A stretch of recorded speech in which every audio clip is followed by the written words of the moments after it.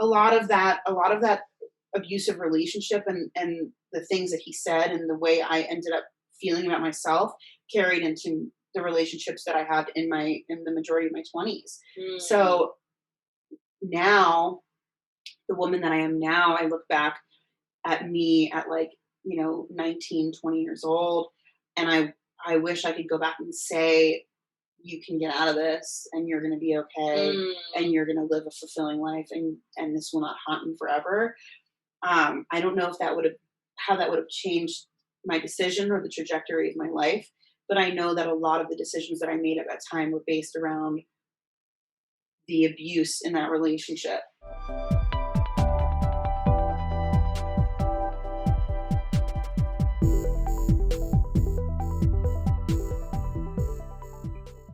Okay, so hi everyone. Thanks for tuning in to another episode of the One World Your Story podcast.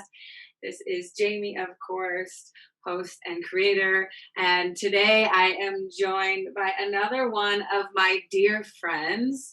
Her name is Rachel Snyder, and if you tuned in last week, crazy enough, Chloe, Rachel, and I all went to boarding school together, and this is the first time in over 15 years, that we've all been together and reunited, and they hadn't even talked or seen each other in like 15 years, so there's that. So now we're here, and it's crazy because, anyway, before we get into all that, let me introduce Rachel a little bit. Rachel is a feminist, self-declared feminist. We were talking about that today. Rachel is a creative. She works in digital marketing and media for a CBD company out here in Colorado, and just moved to Colorado. Yeah. Very happy to be here. She rides motorcycles and she loves plants, among many other things. Is there anything else that I have left out that you'd like to say to introduce yourself, Rachel? No, I think that was a great introduction. I should bring you around with me everywhere I go. Also about to be getting her master's degree. Yeah. And so, today, what happened today? The day in general? Just the big news today in the world. Well, not in the world, we'll say for the United States. What happened today? Yeah. My bias is showing, but our truly wonderful government denied our truly wonderful government. Please, you don't have to be sarcastic about it. Anybody that has listened to me before and listened to this podcast knows my opinion. I voted for Biden. Yeah. Okay. Yeah. Likewise. And screw Trump. Yeah, we've heard some very sad news today, which is that Amy, and I'm blanking on her last name. Amy Coney Barrett. Yeah, got sworn in today, correct? Yep. And 8 days. 8 days before the election. Yeah, I would be more replacing Ruth Bader Ginsburg. I would be more angry if I wasn't absolutely terrified of what can come from that. Honestly, rage and anger simultaneously for a multitude of reasons, but I would say the predominant feeling for me in hearing those news is just fear about what is going to happen in the future.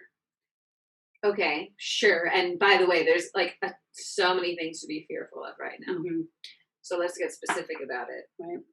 And interesting that I'm talking to you a week after talking to Chloe, and you hadn't seen each other in 15 years, and we all went to high school together. And, it's really wild because, and I'll get back to the fear in just a second, but I should have looked this up, what the statistics are about how many women, one in blank women have had an abortion. Mm-hmm. One in blank women have been sexually assaulted or abused. I wish I knew the stats, but it's small. It's like 1 in 3, 1 in 4. Like, it's high, the percentage. Right. Maybe it's even lower. And then that statistic seems shocking to me because we don't talk about it enough. And then all of a sudden I start asking, and I learn all these family members have had them and these friends. And it's like, what? Like, I've known you for that long. So found out that Chloe had an abortion, and I had asked him, wait, I remember you saying something. Did you have miscarriage and abortion. You're like, no, I had an abortion. I'm like, oh, okay. Yeah. And okay, so to go back to the fear and what happened today, I mean, the timing of having this conversation is quite wild. So what's the fear for you? The fear would be having that access taken away. And as most of us know, right, if we overturn Roe v. Wade and restrict access for women, abortions will not stop happening. Legal abortions will stop happening, and wealthy women will always have access to safe reproductive care, whereas the rest of women will not, and it would be absolutely devastating for myself and for all women. And yeah, it's scary and sad to think about. It is scary. You're bringing up an interesting point, saying that like even if it becomes illegal, right? We reverse Roe v. Wade, for example, which I don't even want to say that out loud because I don't want to manifest anything like that. If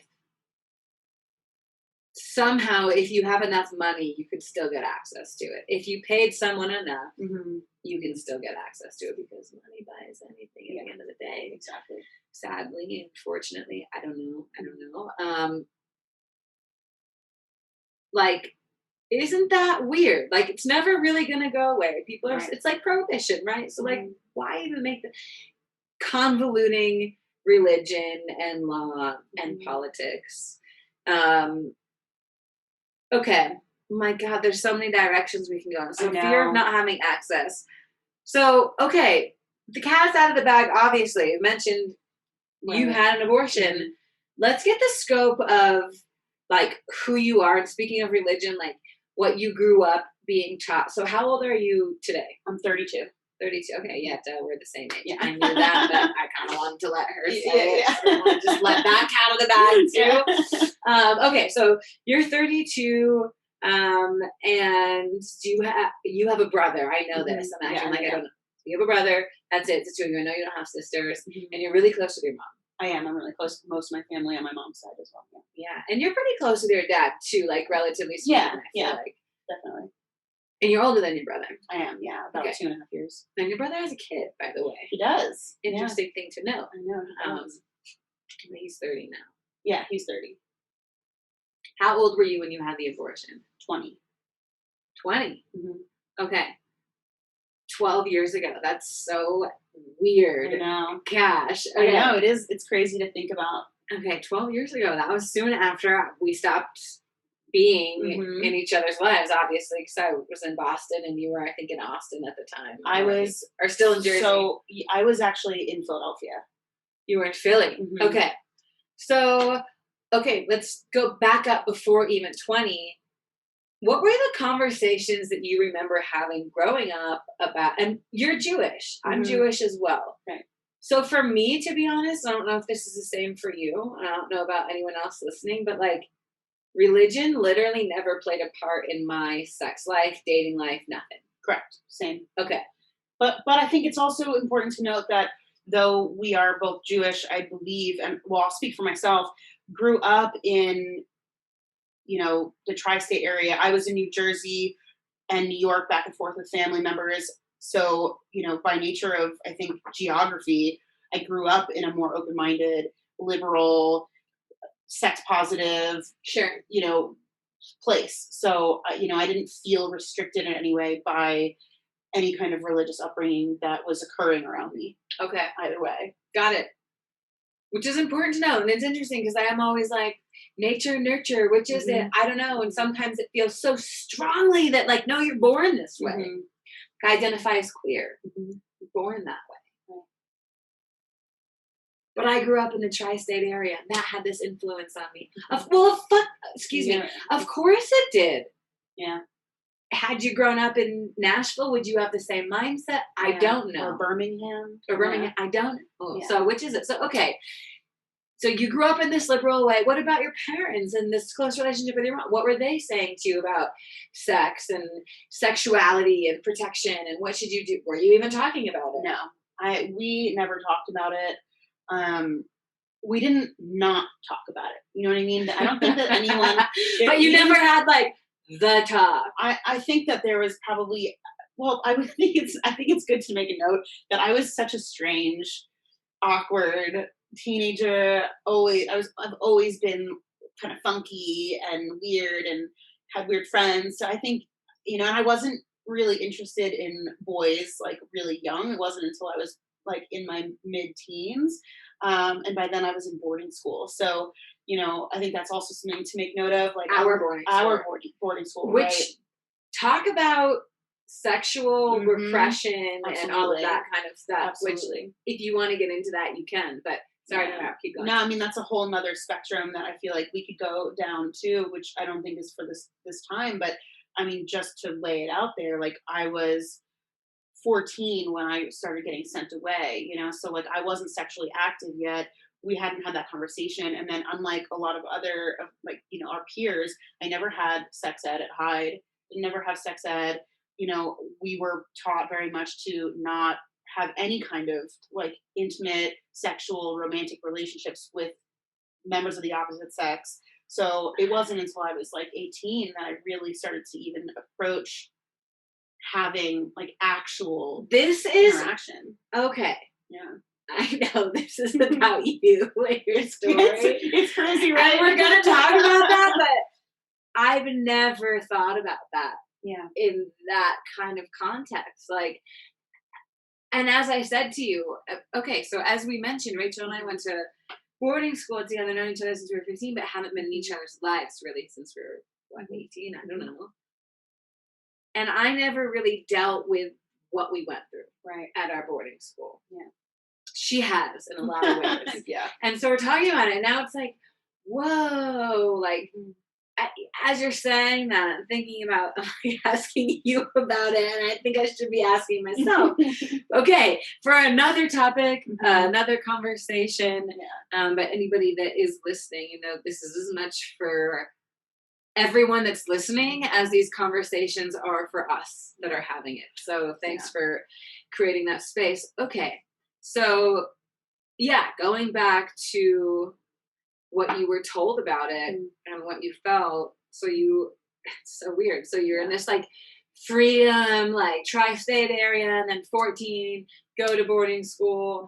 No, like it is, not only are you not really supposed to talk about it, it's literally just not allowed. You're literally called dirty if you do it. Yeah. Right? So let's think about that from 14 to 18 years old. And then 2 years later, somehow, bam, there you are. Yeah. So what were your personal feelings about it all, and what experiences did you have? Oh, I grew up in a very liberal household. So even the things that we didn't necessarily talk to each other about, I was very aware of where my parents stood. I would say my dad is less involved in like politics and like that conversation, but on my mom's side, we are just dominated by loud Jewish, Italian, Brooklyn, New York women. So like opinions were always out there. So even if I wasn't directly a part of them or being educated, I always believed in a woman's right to choose. I always believed in reproductive rights. And then also because I didn't grow up with like a very distinct set of religious beliefs surrounding life and when life begins and all of that, like abortions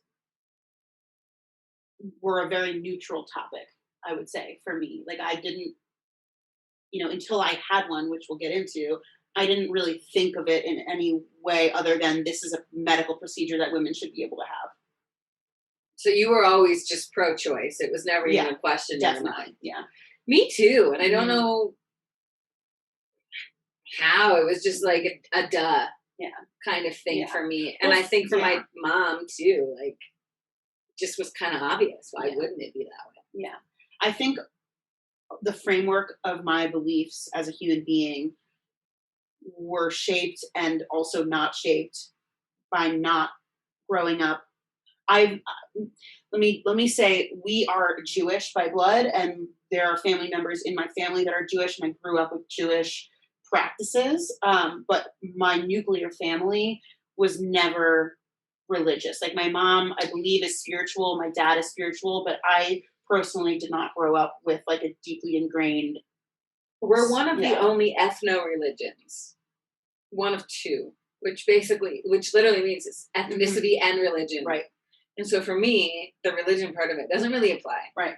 But there is this ethnicity, this cultural aspect of it that I can't deny and I love. And absolutely. I don't ever want to deny. Yeah, actually. absolutely. Yeah. But the religious part of it is like, Mhm. such a good. Yeah. All right. Yeah. So the absence of that led me to be, even as a young adult, very like science-based and neutral when it came to things like this. Yeah, I can't really understand anything else. Yeah. And I consider myself a very understanding person. I can't grasp it. Mm-hmm. When religion plays a role really on anything, not just this whole abortion thing. So yeah, how old were you when you lost your virginity? Like 17 and a half to Alex Springer. I don't know if you remember him, but he was hopefully you never listen. Well, maybe you will listen to this. Who cares? 17 and a half. Yeah, of course. Yeah, it was that at it was like school? During one of our breaks, like spring or summer break, I took a senior year. Yeah. I think it was maybe the summer between junior and senior year. Okay. Yeah. Not at school. Not at school. On no. campus. Yeah. Okay. And yeah, I'm curious to know, like, since we're talking about like abortion and all this and being a woman and being a feminist, like, what was that experience like? It's such an interesting time to have this conversation because I'm very proactive about therapy, and I've just had a therapy session recently about my sexual history, just like in the context of being a woman and like the deeply ingrained behaviors that I have as a woman in society when it comes to men and sex. And I would say absolutely my first sexual experience and many after that, unintentionally in my mind, were just never about me. You know what I mean? It was never about my experience. It wasn't until I was in my mid-20s that I really like pursued my own pleasure in a sexual experience. So I would say my memories of the first time I had sex. Oh my God, you're saying so many things where I'm like, it's so simple, but so. Yeah. And I think as women, we don't know that we're putting ourselves not just second, but like not even on the table, really. We don't even consider ourselves. And like, again, it's probably another conversation for another time, but just like we were talking about in the car today, like sexuality in general and our experience with sex is so shaped by cultural beliefs. I mean, isn't that wild to think about, right? Yeah. That we're talking about abortion, which this is the end game of the sexual experience. Maybe you get pregnant, maybe you don't. Right. And maybe it terminates in an abortion and maybe you continue it, but where does it even begin? And by the way, what we're talking about is it your choice or not to decide whether or not, but that's you, your body, your life, your experience, all of it. And now here we are talking about the beginning, that very first seed that gets planted. Sorry. I had to do it. But that very first moment, is it fully your choice? Is it about you? Do you have a say in it? Or is it completely what society is saying? Yeah. It's the same shit at the very beginning, at the very end. I know. And we don't even realize it. No, it's very oppressive. Someone told me once, and this will forever stick with me, forever and ever and ever, that the true definition of oppression is when you oppress a people so much that they begin to oppress themselves. And I think about that all the time. Oh my God. Yeah. As women, talk about what happened this weekend and that experience you were just talking about. Absolutely. So go back there, by the way. Yeah. If you were going to. I mean, I wasn't, but I can. I mean, you don't have to get specific, but you were relating the first time you did it to now. Yeah, so that conversation with my therapist, it came from an experience that I had on Friday with a man that I met on Hinge, where I went to his house, and there had been some previous like conversations about having sex or kind of some dating, all sorts of things, but it was not really on the table it doesn't even matter if it was on the table. All I know is I went there, and it was a very, if any women are listening, you can relate, I'm sure. A situation where he was very aggressive and handsy and manipulative and not kind. And it just turned into this situation where, in my mind, my therapist was talking about like fight, flight, freeze, submit. I felt very uncomfortable, not safe, and chose submit as an action, and decided in my mind, like, I might as well just get this over with so I can leave, kind of mentality.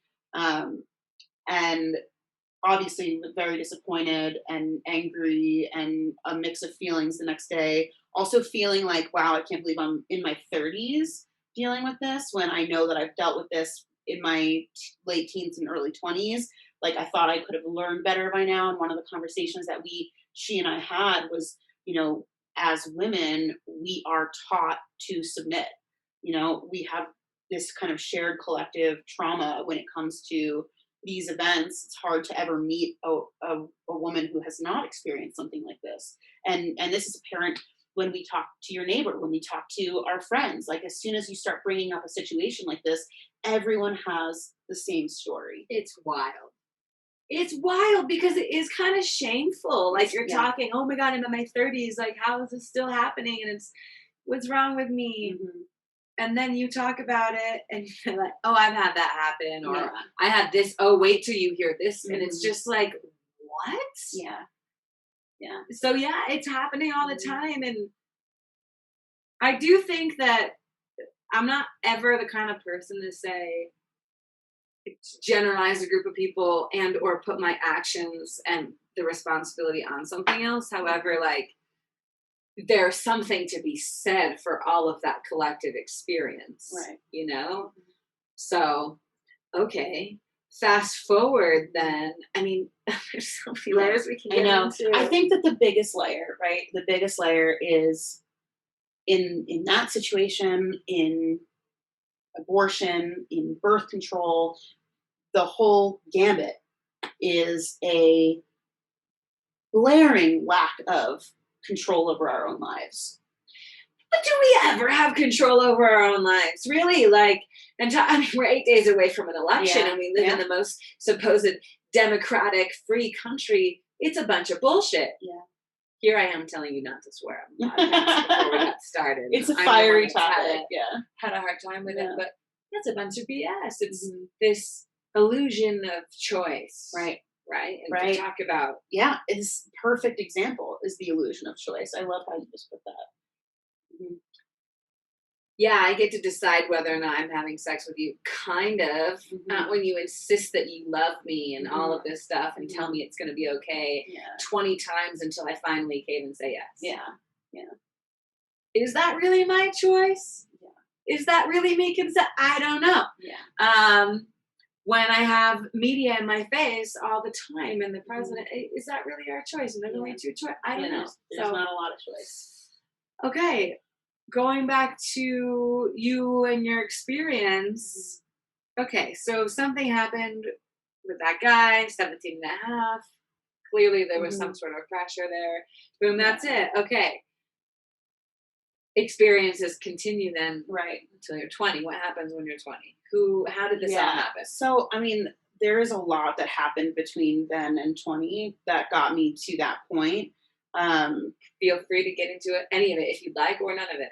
I think it can go down a really long path. So what I will say for context is that because of our experience at Hyde, I had no real education on sexual health. I did not have the best role models growing up. My parents are amazing on their own, but they were divorced. They're both remarried. I didn't have great role models as far as relationships were concerned. I was leaving an adolescence where I felt I didn't have a lot of worth. I didn't feel heard. I didn't feel trusted. It was very chaotic, very traumatic. So naturally, as I go out into the world and I start making these connections, not just with men, but with friends, not really knowing how, I didn't have a good internal compass into the right kinds of people. And I very quickly found the wrong kinds of people and dated a handful of men that were very, very not good people. But between Alex and my ex, Tyler, who I ultimately got pregnant with, I think I slept with 2 other people. Okay. So I was not promiscuous, not like that matters, Right. but as me, that happened later in life. But I was just I was so uncomfortable with Just myself. to be clear. Yeah, it happened. But it hadn't happened yet. I was so insecure and uncomfortable with myself in all aspects.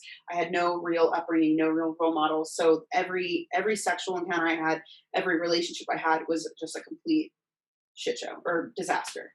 And when I met Tyler, who I got pregnant with ultimately, it was at the tail end of a really, really horrible relationship with some guy in New Jersey.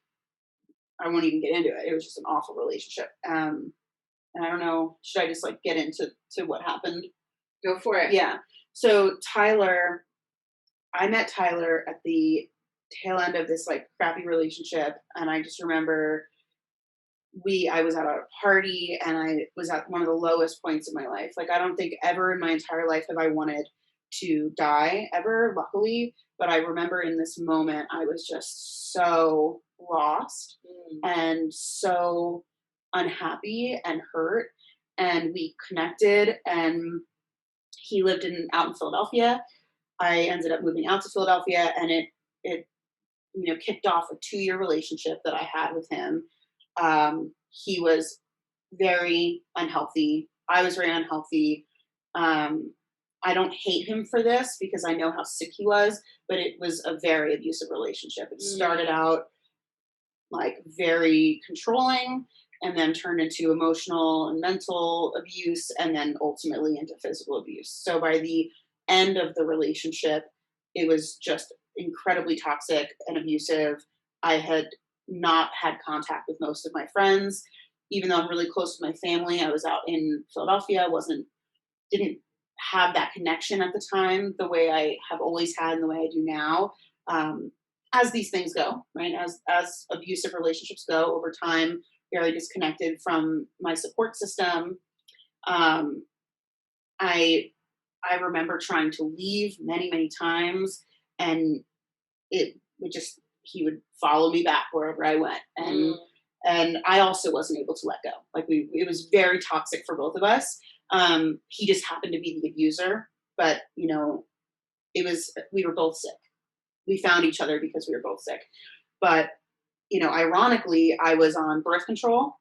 We used condoms, and we very rarely were intimate because the relationship was so toxic. So the fact that I got pregnant was like completely insane. Fertile Myrtle. Apparently. You and Chloe. It was insane, yeah. I just remember she got pregnant from pre-cum, she was telling me. And then here you are, and I'm sitting here like, oh my God. Like, I know.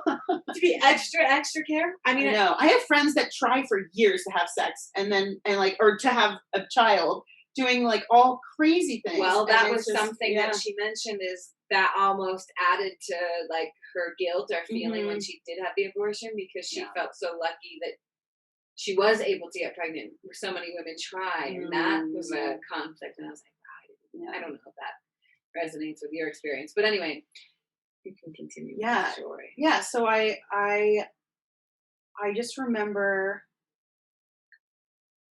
feeling like my body felt different, and so you just knew. It was so weird because at the time I was so disconnected from myself, and we were living in this weird apartment and had a roommate at the time. And I just remember standing in the bathroom, looking at myself in the mirror and just getting this gut feeling like while you were on birth control, while I was on birth control, I was taking orthotricycline low. And we used condoms. And again, we like very rarely even had sex. So it was just like, it was I went and took a test and I was pregnant, and it was just crazy. Wow. But in the moment, I, as a child growing up, like if you ever asked me as a little kid, Rachel, what do you want to be when you grow up? I would always say, I want to be a mom. Really? Yeah. Yeah. It's interesting, right? Because you know that how I feel now. Yeah. Yeah. But forever I wanted Which, kids. for context, to people that are listening, is like, I don't not want into kids. it. Yeah. Yeah. Yeah. Yeah. Wow. Yeah. All I ever wanted was to have a family, to have kids. So I get pregnant, and even though I know it's not healthy and I know it's not good, I love this person, his family. I was really close with his family. My family, I knew would have taken care of me in that situation. Um, I in the beginning, my plan was to keep the baby. I had a really crazy experience when I went to my first. I should back up. What I should say is that from the second that I told Tyler that I was pregnant, he was peak abuse. He was like, "You're a drug addict, piece of shit," and I apologize for the cursing. Those are what he would say, and I wasn't, to be clear. But he always had things that he would say, like, you're just going to be like a whore mother, whatever he would say, just really awful things. Oh, Yeah. I'm so sorry. Thank you. Yeah. It's been a long time now, so I don't feel like I was emotionally connected to it, but I remember it being just a really tough, especially because by that time I was so disconnected from any kind of like community. You know what I mean? But I remember I drove myself to a clinic, and because I didn't know better, I drove myself to a clinic that ended up being like a very religious clinic. And I went to get information on my options, and the woman was like very forceful about like keeping the baby, and like had me listen to the heartbeat and gave me like sonogram pictures and everything. Oh, I have full body chills. Yeah. So interestingly enough, that we're even having this conversation, I kept those pictures with me forever up until 3 weeks ago when I moved out here. Like almost like 12 and a half years. It's crazy, right? Oh, wow. I know. I know. At what stage, where were you in the pregnancy? Not far. I think I was like 6 weeks, maybe? Like 6 or 7 weeks. 6 weeks. And weeks. you heard the heartbeat. Mm-hmm. Okay. I know, really crazy. Okay, wait. Yeah, you just said so many things. Yeah. Okay. It was really intense situation. Okay, so you're in this on and off again abusive relationship on all different levels. Yeah. You are barely having sex. You were on birth control. You're using condoms, and somehow you get pregnant. Yeah. Like the universe saying, "Ha fuck you, Rachel." Yeah. Oh my God. Okay. Then you get pregnant, and you're wanting to keep the baby in a really unbelievable privileged situation where the families would help you. I mean, not everyone has that. Yeah. On the flip side, your partner is more abusive than ever. Right. And then you go to a clinic because, by the way, unless you're in a place where you know that there's a Planned Parenthood for sure, like, who the heck knows where to go or like who to ask? And it's so uncomfortable. And you're already saying you're removed from community. Who would you ask? Like, so uncomfortable. And then you end up at a place where it's super religious and you have to listen to this heartbeat. And you have the ultrasound, and you're calling it a baby. Do you remember how it felt in that moment, being at that place? In that moment, I cried. I mean, I know that I cried. I mean, in that moment, I know that I cried, and it was. I think if I can remember correctly, at that time, I was already considering abortion because it had been so volatile, and there was some sort of like self-preservation. So you went from I'm keeping the baby to abortion probably pretty quick. I would say I went from keeping it to maybe keeping it, maybe abortion very quick. Like it wasn't a done deal for me, for sure. But I would say the predominant feeling I started to have was self-preservation, for sure, in that moment, and thinking to myself, I also think like the fear of, even if I left and I kept this child, I would be stuck with this man for the rest of my life, and like the consequences and terror around that.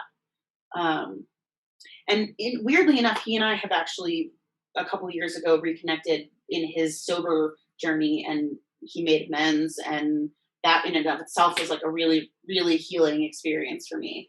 But in that time, it was very volatile.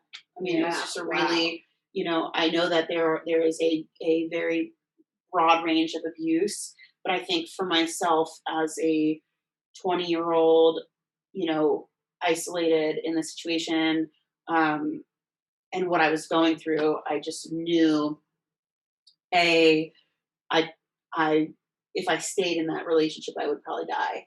And I also knew that if I had had this kid, that would remain a possibility, and also just like the fate of a child's life in that type of scenario. So, oh man, yeah, it was tough. Almost, I'm like, can I say this? Sorry if this steps on any lines, but I feel like it's almost as if you're like being a mom, in a way. Yeah. Choosing what you think is going to be best, right? Which is to not put somebody in that situation. But I feel like, oh my God, I'm like, oh my God, what can of worms did I open by saying that just now? But that, I think for every situation that we're in, there are multiple different perspectives to look at it from. Right. And it doesn't mean that any of them is more right or wrong than the other. And that's certainly one of them. So, all right, you go to this clinic. It's super intense. You're in this volatile thing. Then what? So that same day, I get these pictures, and I go, we had an apartment together. And when I got pregnant and he was just being a crazy person, he was staying at his mom's. And I remember I had a little Scion. I drove my Scion over to his mom's house. And I remember he locked me out. He was like up in his bedroom looking down at me from his window, texting me, wouldn't let me in, was just being horrible. I don't even know what he was saying, but same kind of narrative, like, you're like, how are you ever going to be a mother? Like, you're blah, blah, blah, blah, blah, And I think in that moment I was like, I need to have an abortion. Like, I can't keep this kid. I can't do this with this person. And I called my mom. Mostly I called her because I couldn't afford it on my own. And he was definitely not going to. Do you remember how much it was? So this is where it gets interesting. I was living in Philadelphia, and I don't know if it's the same now. It's been so long. But at the time in Pennsylvania, you couldn't just go get an abortion. You had to do like a 2-day class or something. Yeah, it was insane. You couldn't just go, even in Planned Parenthood, like state rule, you had to go and do some sort of like class where you get, God only knows what you talk about and what they teach you or whatever. But I was like, I absolutely am not going to do that. Like, no way. So I called my mom, because I needed the money. I think it was probably like $500 or $600 maybe. I want to say it was not cheap. It was not cheap. I mean, I didn't, as a 20-year-old, I definitely didn't have it. I was teaching preschool and going to school full time.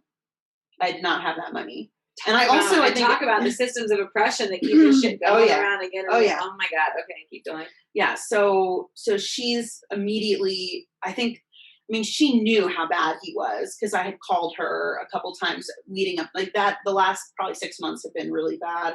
And I had called her a number of times wanting to get out of the relationship, but as these things go, you can't get somebody out until they're ready to get out, But I called her and we made an appointment at Planned Parenthood in Jersey, and it was the most stereotypical out of a movie abortion experience ever. I mean, like, I think we went on a Tuesday to some absolute nowhere Planned Parenthood, and there were like 25 protesters with those crazy signs with like the fake dead babies on it, screaming. I mean, it was like, I couldn't believe it. I think even in that moment, being me, I was like, is this for real? Like, I knew it wasn't going to be a great experience, but I don't think I prepared myself for the reality of what it's like to be an abortion clinic in America. I mean, I've been to a Planned Parenthood before. never had that experience. Not all Planned Parenthoods perform abortions. Oh, I did not go for an abortion. Right. Wow. Yeah. Were they there on your way in and out? Yep. Did you feel differently one going in or out? To be honest, I think based in a history of trauma in my upbringing and the experience going on, my recollection, my memory of it was I was in full on preservation mode. Like, I don't think I cried. I think I was very much like, this is what needs to happen now. This is what needs to happen next. This, and this. All the way up until, I would say, immediately after the abortion. So when you go in, you have options. It's not all just one thing. So you can get, yeah. So you can get these pills that are suppositories that create, I don't know the medical terms, but they cause you to have basically a miscarriage. And that is one option. That's less invasive, but it is, from what I had been told, like really painful and basically having a miscarriage. So you can do that. You also can get the procedure. I can't remember what it's called, but they basically, and it's different. I think different states do it differently, but I know that I chose that option. I went back into a room, laid back in a chair. I feel like they put me out for it. Or maybe I just blocked it out. I couldn't tell you, but I know that it was over so fast. I mean, it was like the procedure itself was so fast. And then I went back to my mom's house and was in so much pain. And I think that was the first time I started to really feel anything about it. Like, I think maybe the onset of actual physical pain. Also, this is going to piss you off, but I kind of texted Tyler at the time. I said, hey, like, I did it, or whatever, however I phrased it. And his response was, I can't believe you killed our child. I think in that moment I was just like, dang. Yeah. I remember, okay. Yeah, really rough. Okay. I want to acknowledge your mom and the support that you had. And like, that is amazing that you were able to have that. And that she showed up for you, and we can talk about that a little bit. The protesters, that does feel like straight out of like the 80s or 90s, but even as I'm saying that out loud, sitting here tonight on October 27th, 2020, knowing what happened today and that we could be reversing Roe v. Wade, it's like, well, actually, I guess that does make a lot of sense that they were there. And anti-abortion protesters today are far more aggressive than they were even 10 years ago. It's nuts. And then, so your partner at the time texted you afterwards, I can't believe you killed our baby. Like, what the fuck? Did he know that you were going to get the abortion? Okay. Because that was something that I asked Chloe about. Like, did he have a say? Your partner, did you talk to him about it? Did your partner have a say? Yes. I mean, like I said, from the get-go, I wanted to keep it. You know, and from the get-go, he said. And from the get-go, he was absolutely 110% completely, not only uninterested in having a kid, but angry that I even considered keeping it. And then he texted you that. Yeah. It's just this cycle of abuse, like using anything. Did it make you feel any type of way, or did you know that it was just like, did you feel that way? Do you feel that way today? That I killed my child? Or a child, I don't know. You know, it's sorry to ask such a blunt question. No, it's okay. I've thought about it over the years, especially around like January time, December, January, because that was kind of when it happened. Or not, I would say November, probably around November. Thanksgiving, like, so yeah, it was around November, which is one of the reasons. Regardless, I have never regretted it. I have throughout the last 12 years had moments where I've thought about it and had sadness about, knowing that I could have been a really good mother, knowing, I love you that know, you know that regardless of whatever the hell he said. oh yeah, 'Cause I know that too. oh yeah, absolutely. Um, Feeling sadness for my younger self Mm, because I think in that moment I felt so trapped by the relationship, mm, and feeling so defeated by that relationship and mm. so broken down by him. I mean, a lot of that abusive relationship and the things that he said and the way I ended up feeling about myself carried into the relationships that I had in the majority of my 20s. Mm. So now, the woman that I am now, I look back at me at like, 19, 20 years old, and I wish I could go back and say, you can get out of this and you're going to be okay Mm. and you're going to live a fulfilling life and this will not haunt you forever. I don't know if that would have how that would have changed my decision or the trajectory of my life, but I know that a lot of the decisions that I made at that time were based around the abuse in that relationship. Yeah, it's first of all, amen. And I'm so happy for you that you have the like freedom to not hold on to the regret, because that would be not saying that you should have any. That's not what I meant, but I'm glad that it's not there. That's Lots my of point. therapy. Yeah. And why regret anything? It really does happen as it's supposed to, Yeah. even though sometimes it Mhm. really doesn't feel that way. Yeah. Um, oh my God, I just completely lost my train of thought, and I had something that I really wanted to. What were you telling? Oh, I'm not sure, but something that you said, and you can think about it while I say this, okay, but something great. that you said made me think abortion, right, in general, is a medical procedure, cut and dry. It's a medical procedure, cut and dry. The experience of abortion is unique to every individual.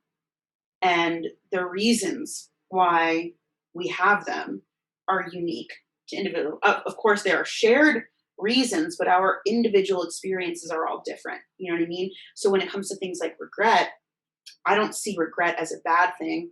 I am grateful that I don't have regrets for the multitude of reasons that I don't, but I also honor and respect the fact that some people do have regrets, and like that's okay for them to feel that way. And it might not be rooted in shame. It might be rooted in feeling pressured and not feeling like they could make that choice for themselves. Sure. I mean, I think that some people regret not having an abortion. I mean, it can go in Absolutely. 1,000 directions. Mhm. Regret can apply to everything. I don't think it's a bad thing, and I do think that it's disempowering. Yeah, absolutely.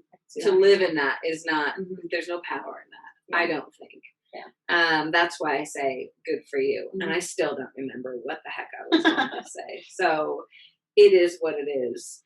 It'll come to you. Yeah, sure, or it won't. And now, okay, I'm just so curious because you're like, oh, growing up, I always wanted to be a mom. You don't want to be a mom now. Mm-hmm. Have you ever thought about, like, are you certain 100% you don't want to have kids? I would say 98% sure. All right. The contingency there, and this is something that I talk about because I'm now single and I am interacting with other 30-something-year-olds. I would be fine dating someone with kids. I love children. I've spent many years teaching kids. I have a nephew who I adore. I have nothing against kids at all. I would have no issues dating someone with kids, whether they were younger or older.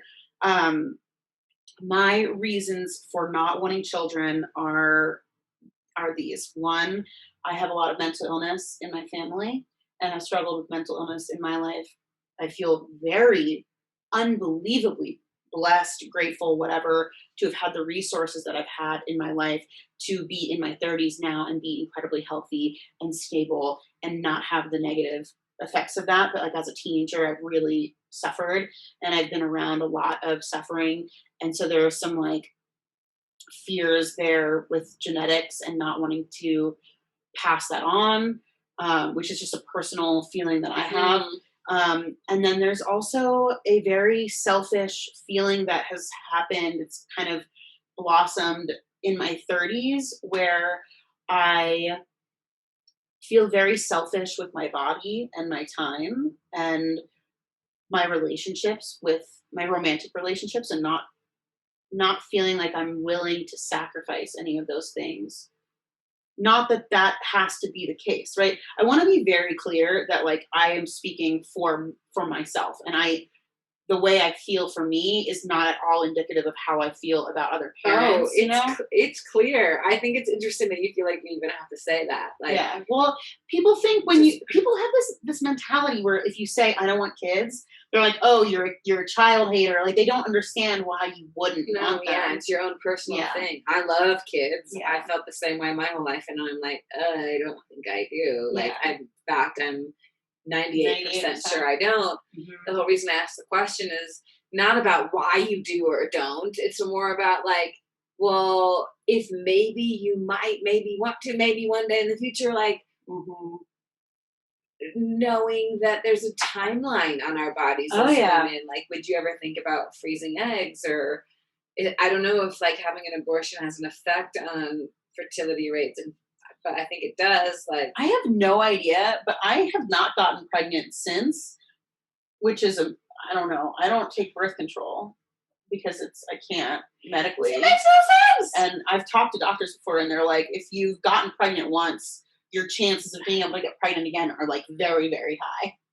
So I really don't know. I mean, it's like crazy that it's crazy that I got pregnant in the first place, and equally crazy that I haven't gotten pregnant since. Especially because I was married in a relationship where we did want kids. Yeah. Which is a whole other Yeah, conversation. it is a whole other. You're not married now. I'm not. You don't have kids. I do not.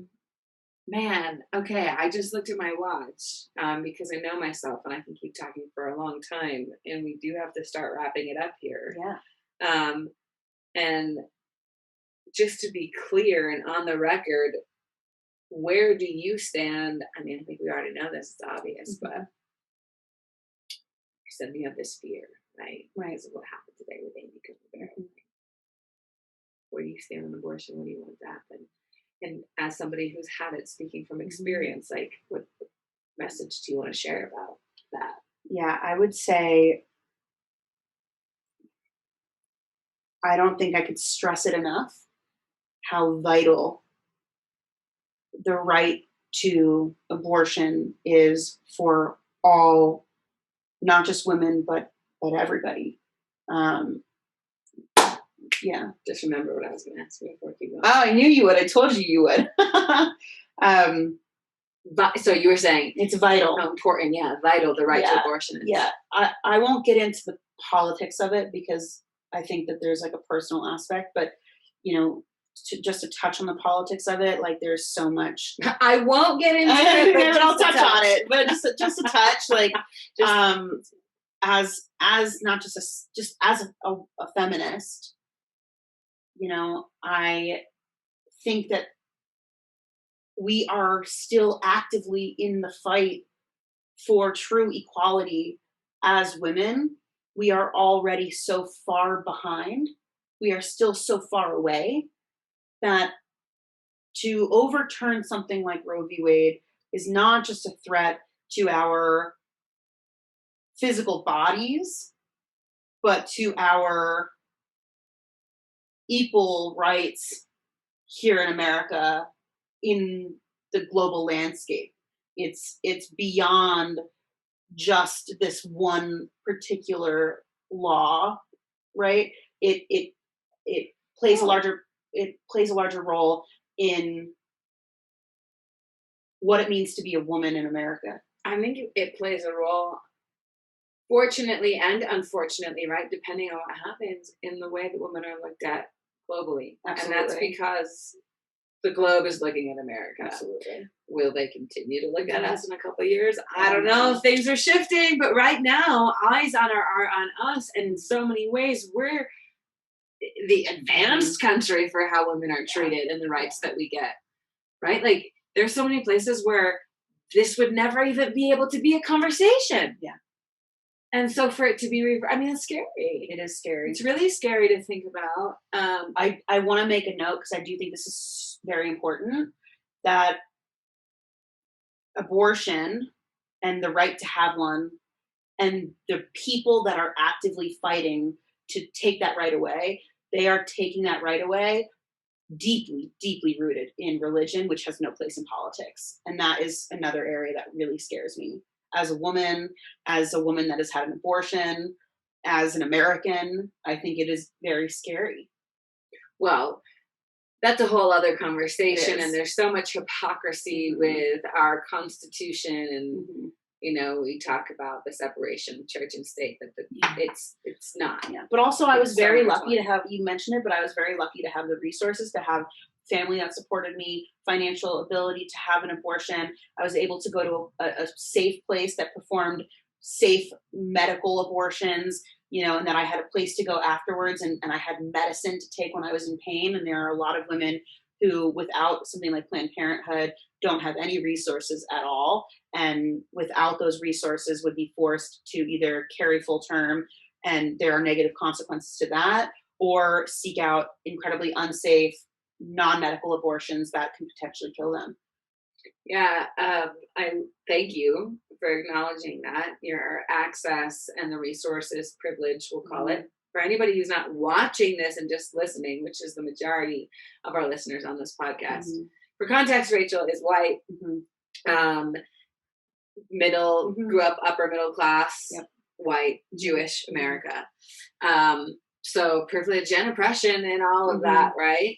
And that's a huge part of it. That privilege, by the way, and even us going to boarding school, we did not get sex education. In fact, the whole education piece of it is a weird conversation, especially considering money and privilege at boarding school. What education is important, but privilege is directly correlated to access to education a lot of the time, and access to medicine and healthcare and all of this kind of stuff. And, one of in all of the things that you were talking about, right? Like where you were able to go to a clinic that was able to perform safe and healthy procedure. You knew you could talk to your mom about it, and you grew up in the tri-state area where like it was sexually free, like all this stuff. And then the conversation right now is strictly about abortion. Going back to what we were talking about in the beginning, where it's like, well, to be oppressed, like you have to really be blind to it to really be oppressed. Like, how do we even have the right or privilege to have the conversation about abortion when we don't even really know like how it all begins and what do we really have to talk about and all of that kind of stuff? I mean, it's kind of convoluted, and it actually doesn't make sense to only be having that conversation. Right. There's so much more to it. There's so much more to it. Absolutely. And the thing that I remembered before was, and to switch gears and go right back to this, is when you were talking about the decision as to why you had the abortion, your decision, it sounds more like, wasn't because you didn't want to have a kid. It sounds like you actually would have had a kid. It was strictly about your partner. Whereas Chloe, it was literally about like, no, I'm not in any kind of place in my life where I can have a kid, period. Subject. Yeah. Which I think is really interesting to think about, because in my head, my decision has always been about, can I have a kid? Could I actually raise this? Never about the partner, because I have divorced parents. You have divorced parents. For me, it's the partners, whatever, like whether or not we're together. Yeah. Granted, if I had my druthers, like I would of course like stay married and we would have a kid together. But that would never be my reason to have or not have, or to have an abort. But as you mentioned a couple times, this is about you and your experience. I just think it's interesting to think about. Yeah. And I think that there's a million layers to everything. Every moment of my life that led up to that experience brought me to be able to make that decision and not feel deep regret about it. Yeah. I feel lucky that my life experience up to that point was such that I was able to view abortion as I don't want to make myself sound unemotional because it was an emotional experience for me. And obviously there's all these other dynamics and factors playing into it. That being said, like the guilt of having an abortion, it was not present for me. And I feel very grateful that I was brought up in such a way where there wasn't shame around that. Well, why does there have to be? There I mean, it shouldn't be. literally goes right back to what Yeah. you were just saying. You said a couple times is like, live your life how it works for you. Yeah. Right? It's funny that you said that even should be there. You feel weird that it was. I mean, no. And by the way, you don't sound emotionless sitting here talking about it today. It sounds like you've worked through all of that, which I think is unbelievably healthy. Imagine if we all did that with all of the stuff that happens in our life. Things might look a little bit differently. I don't know. Okay, I want to switch gears really quickly before we wrap it up, because I think that this is, especially as women having conversations about reproductive rights, so often it's just our perspective. And only my perspective is what I bring to the table, but can clearly hear about it from others and talk to other people. What about guys? And like, where do they fit in this conversation? And you as a woman who's had an abortion, because my original question was gonna be like, as women, like, should we talk about this more with each other? Duh. But I also then I was like, well, wait, why is it just women? I think as people, we need to be talking about it more. I don't know, but go anything about that. So I think that this is a really slippery slope, because my end all statement would be a woman should always have the right to choose, regardless of anything. I think, that is my belief. That being said, as Rachel, in my life, I would never make that decision without having a conversation with the person that I got pregnant with. And I absolutely would take their thoughts and feelings and wants into consideration. And I think that all circumstances are different, but that if you have an opportunity to have that discussion in a safe way with somebody, whether they're a partner or not, if you feel safe, and you can have that conversation, I think that men have their own right to have their own experience.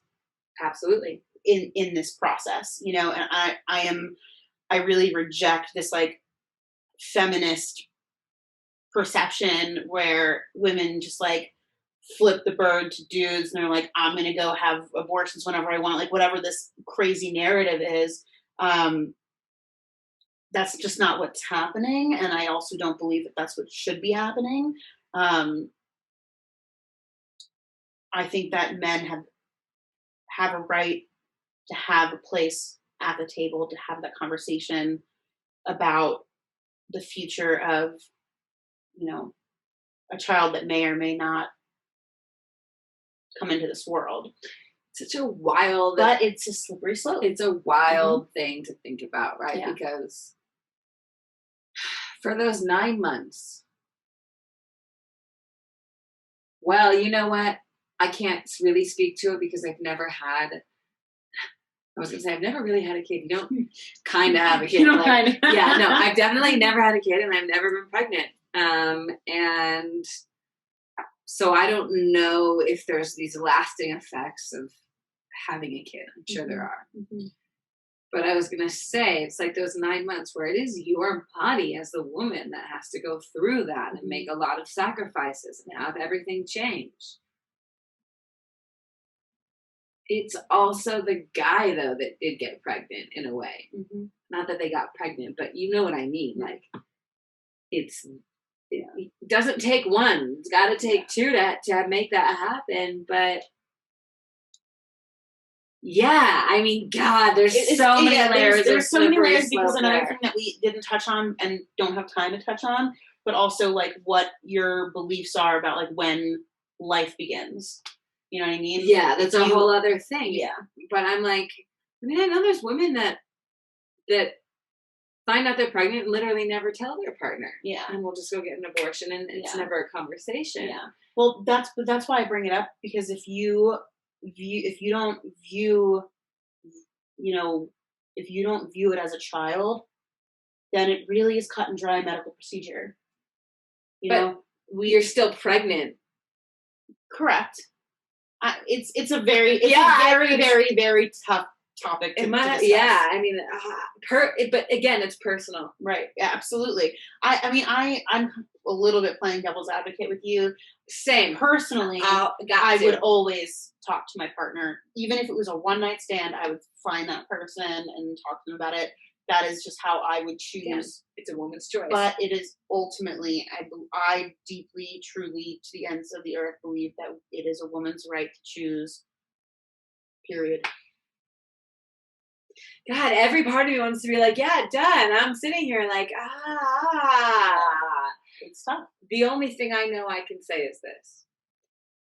I know what I would do me personally, and I'm a communicator, and I can't hide things. So that being said, I don't think we can all I can't put that on anyone. And I do think that it is so not black and dry and have a conversation. And that being said, if I could wrap up my whole feeling about this, I'm going to pass the puck to you to do that, is it's up to the individual. Right. Period. End of subject is my whole opinion on it. And I'm just so sick of somehow law and politics and religion playing a role in that. And that's where we sit today as it stands in our world. And anyway, what would you like to say to wrap all this up? I know I already said what message, but is there anything else that I didn't ask you or that we didn't talk about that you'd like to share as it relates to your story and journey with abortion and getting pregnant? Yeah, I would just say that that experience was a vital role. Let me put it very plainly. Getting an abortion saved my life. I truly believe that. Wow. Truly believe, and I've said this before to other people in my life, if I had not chosen that path, I feel like I could have died in that relationship. I feel like my life could have ended. And even if it didn't end in a physical sense, it would have been probably the end of any chance of a happy life. It would have been the end of all the paths that I had wanted to take in life, that I had dreamt of as a kid. It would have, and who knows what could have happened. But that's how I see it. I see that as that experience saved my life because I had it. And laying on my mom's couch that day, I knew without a shadow of a doubt that I could not go back. And that's how I ended up in Texas a couple weeks later and left and got away from that relationship. And I look at where my life is today, how beautiful my life is today, and how happy I am and grateful I am in all of the different areas. And I know without a shadow of a doubt that if I did not make that choice when I was 20, I would have not been where I am today. So, that's what I would leave you with, is that choice, regardless of how you feel about abortion or the story that I've told, I know that was the right choice for me and it saved my life and I have no regrets about it. You actually can't end on that. And by the way, and I got chills when you were saying it. I think that's so beautiful. It really does happen as it's supposed to. And I love that you can look at it and see it that way. But I have to ask you this. Because you mentioned it. And I was like, whoa, you had the picture of the ultrasound for 12 years. I got to talk to my therapist about that. You literally just threw it away? Yeah, I was standing at my friend's car the night before I drove out to Colorado. We were moving the last remaining boxes that I was going to take into my car. They were in her car. And I had, as adults, we all have that like one box that has like your birth certificate and your passport and all the things that you don't want to lose. And it's been the same box. I've had the same box since I left. And they were forever. They were in my driver's the little Was it just because you couldn't get yourself to throw it away? I just couldn't like, I couldn't get myself to throw it's them not away. like you looked at it or sentimental. It's just like you No, couldn't get yourself to every once in a while when I needed to grab something from there, I would see them and I would have the thought of like, oh, I should, like, this is weird. Like, maybe I should get rid of it. And then I would just never think of it again. And I was sitting on my friend's driveway because I had to like pick and choose. And I was like legitimately out of space. There was this one box and I was like, well, I can just throw my like personal items into like my backpack. And I was sitting there and I just was looking at them. And I just felt like it was time. Wow. Wow. You talk about it like you're free from it. So it's pretty beautiful. Yeah. Wow. That's pretty cool. Yeah. Freeing. Wow. Amazing. Thank you for sharing yourself so generously. There's so many like juicy little nuggets that we brought up, and just thanks for being so vulnerable and being willing to share and talk about it. Thank you for having me. It's been a pleasure. Amazing. Yeah. Thank you so much. Thank you so much for listening to this episode of the One World, Your Story podcast. If you enjoyed hearing this story and you wish to hear more, make sure you subscribe to us on iTunes and YouTube, and of course, follow us on Instagram at OneWorldYourStory. From all of us here at the One World, Your Story podcast, we are sending you so much joy and love. Have a wonderful rest of your day.